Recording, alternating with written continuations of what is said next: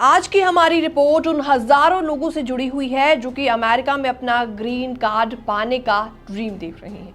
लेकिन जरा सोचिए, अगर महीनों की तैयारी के बाद आपको इंटरव्यू से ठीक एक दिन पहले कॉल आए और आपको बोला जाए कि आपका इंटरव्यू कैंसिल कर दिया गया है, तो आपका क्या हाल होगा। कुछ ऐसा ही हुआ है एक ग्रीन कार्ड एप्लीकेंट के साथ। जी हाँ, वो महिला महीनों से अपने USCIS इंटरव्यू की तैयारी कर रही थी। डॉक्यूमेंट्स, वकीलों से सलाह, हर छोटी बड़ी चीज का अच्छे से ध्यान रखा गया। लेकिन इंटरव्यू से ठीक एक दिन पहले उसको कॉल आया और अधिकारी ने बस इतना कहा, सॉरी फॉर द इनकन्वीनियंस, हमें थोड़ा और समय चाहिए। तो ये कहानी सामने आई है जिसके बारे में हम आपको डिटेल में बताने वाले हैं। नमस्कार, मैं हूं आपके साथ प्रेरणा कौशिक और आप देख रहे हैं NBT इंटरनेशनल। तो ऐसे में इसमें ना कोई प्रॉपर रीजन दिया गया, ना कोई तारीख, ना कोई ऑफिशियल मेल आया, बस एक वेग सी बात और पूरी चीज को कंफ्यूजन में तब्दील कर दिया गया।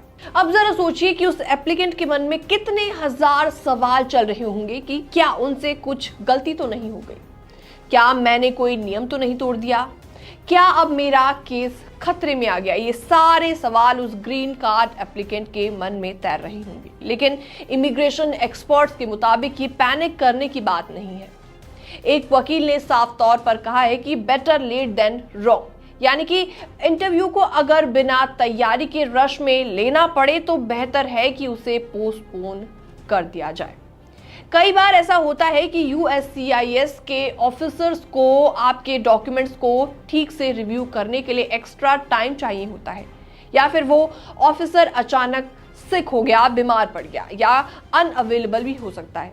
तो आपके केस को अलाइन करने में थोड़ा सा वक्त उनको चाहिए होता है।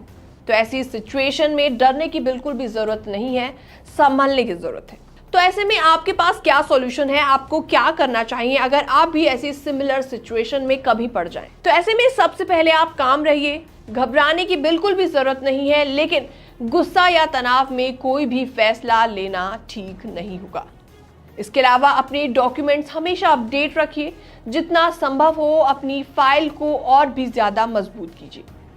इसके अलावा एक्स्ट्रा एविडेंस जमा करें।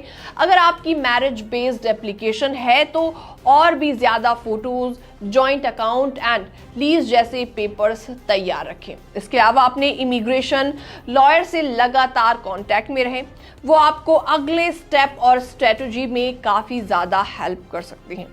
हालांकि ये बात भी सच है कि महीनों के वेट के बाद जब आप मेंटल एंड इमोशनल रूप से पूरी तरीके से तैयार होते हैं और फिर एक दिन पहले आपके पास इस तरीके का कॉल आता है और बोला जाता है कि आपका इंटरव्यू कैंसिल हो जाता है, तो ये किसी इमोशनल झटके से कम नहीं होता।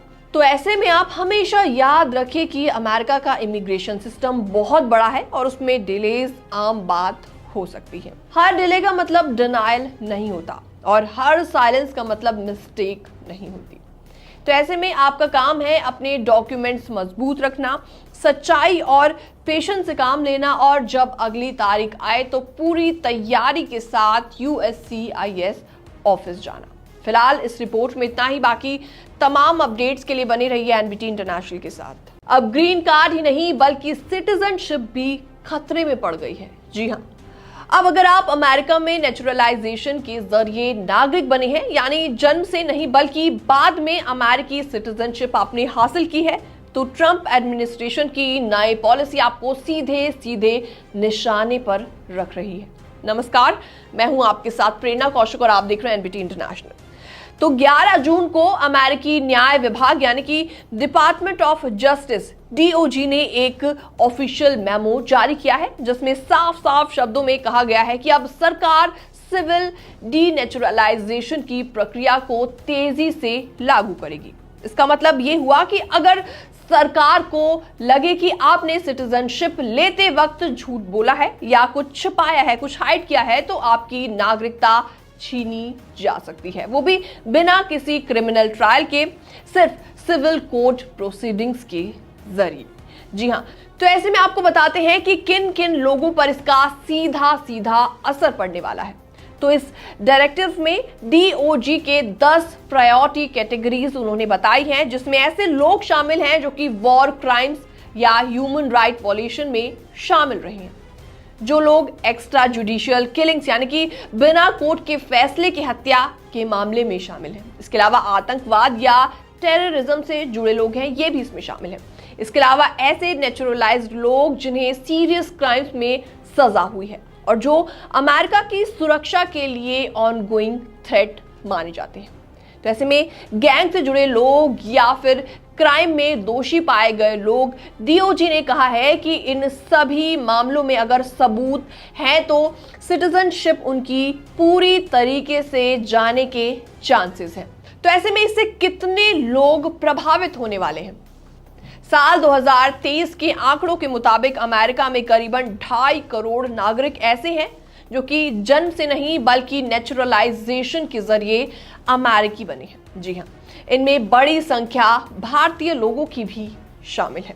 अब तक ये माना जाता था कि एक बार नागरिकता मिल गई तो आप टेंशन फ्री जी सकते हैं, लेकिन इस नए आदेश के बाद ये धारणा बदल सकती है, खास तौर पर उन लोगों के लिए जिनकी सिटीजनशिप को लेकर कहीं कोई गड़बड़ी हुई हो, चाहे वो जानबूझकर हो या फिर अनजाने में। तो अब सवाल ये उठता है कि क्या पहले भी ऐसा हुआ करता था? तो ऐसा पहले भी होता था। तो हाल ही का आपको केस बताते हैं जिसमें एक नागरिक की नागरिकता को रिवोक किया गया है क्योंकि उस पर चाइल्ड अब्यूज मटेरियल कलेक्ट करने का दोष साबित हुआ था। ट्रंप एडमिनिस्ट्रेशन इससे पहले भी डीनेचुरलाइजेशन टास्क फोर्स बना चुका है, लेकिन इस बार इसे ज्यादा आधिकारिक और आक्रामक तरीके से लागू किया जा रहा है। सरकार का इस पर क्या कहना है, क्या रिएक्शन है? दरअसल डीओजी के मुताबिक इस पूरी प्रक्रिया से अमेरिका सुरक्षित रहेगा क्योंकि इससे गंभीर अपराधियों और आतंकवादियों को रोका जा सकेगा। This will prevent convicted terrorist from returning to US soil और travelling on a US passport. तो ये लाइन सीधे सीधे उस मेमो में लिखी गई है। लेकिन डर की वजह इसमें क्या है? इमिग्रेशन वकीलों और एक्सपर्ट्स का कहना है कि इस पॉलिसी का इस्तेमाल सिर्फ गंभीर अपराधियों तक सीमित नहीं रहेगा, आगे चलकर छोटी मोटी गलतियों पर भी कार्रवाई हो सकती है, जैसे कि नेचुरलाइजेशन के वक्त अगर आपने कोई अरेस्ट रिकॉर्ड हाइड किया हो, इमिग्रेशन हिस्ट्री में कोई गलती या फिर आपने कोई भी इनकम डिटेल्स को हाइड किया हो। तो यहाँ पर सवाल ये उठता है कि क्या इंडियन अमेरिकन भी इससे खतरे में पड़ सकते हैं या फिर नहीं। देखिए, जो लोग पहले असाइलम रिफ्यूजी स्टेटस या मैरिज बेस्ड ग्रीन कार्ड पर आए थे और बाद में सिटीजन बने, उन्हें एक्स्ट्रा सावधानी बरतने की जरूरत है। अगर आपने सिटीजनशिप एप्लीकेशन के वक्त कोई तथ्य, कोई भी कुछ भी छुपाया था, तो अब आपके खिलाफ वो इस्तेमाल किया जा सकता है। तो ऐसे में आपको डरने की जरूरत नहीं है बल्कि सॉल्यूशन ढूंढने की जरूरत है। तो इसके लिए आपको क्या कुछ करना चाहिए? अगर आप नेचुरलाइज्ड सिटीजन हैं तो अपने इमिग्रेशन एंड सिटीजनशिप डॉक्यूमेंट्स की एक बार फिर से किसी से रिव्यू करा लीजिए। किसी क्वालिफाइड इमिग्रेशन अटॉर्नी से लीगल ऑप्शन ले, खास तौर पर अगर आपका कोई पुराना क्रिमिनल रिकॉर्ड रहा हो, चाहे वो माइनर ही क्यों ना। और सबसे जरूरी बात, पैनिक मत कीजिए। फिलहाल ये कार्रवाई सिर्फ सीमित सीरियस केसेस में ही है, लेकिन अवेयर और प्रिपेयर रहना इसमें बहुत ज्यादा इंपॉर्टेंट है। फिलहाल इस पूरी रिपोर्ट को देखने के बाद आपका क्या रिएक्शन है, आपके क्या विचार हैं? कमेंट सेक्शन में आप अपनी राय रख सकते हैं। बाकी तमाम अपडेट्स के लिए बने रहिए एनबीटी इंटरनेशनल के साथ।